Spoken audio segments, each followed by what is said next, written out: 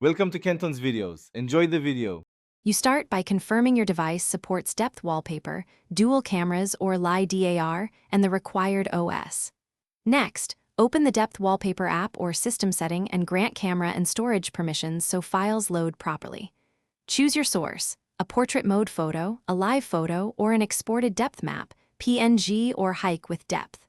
Once done, import the image. Make sure the app recognizes depth data before moving on so you don't waste time adjusting later. You now adjust the depth and composition. Use sliders for depth intensity, blur radius, and parallax strength while watching the real-time preview. Then reposition, scale, or crop the subject to match your screen aspect, 16:9 or the native display, and check how foreground and background separate.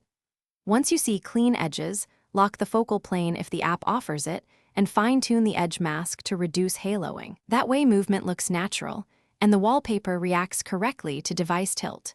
You finish by exporting in the recommended format and resolution. Prefer live photo or hike with embedded depth metadata, so the system preserves parallax. Apply it to your lock and home screens, then test tilt, rotation, and battery impact using the settings preview. If the depth effect disappears or looks wrong, troubleshoot. Re-export with embedded depth, update the app or OS, or retouch the edge mask and reapply. Finally, make sure permissions remain granted, and reboot the device if the wallpaper still won't. Thanks for watching. Consider subscribing if we helped you.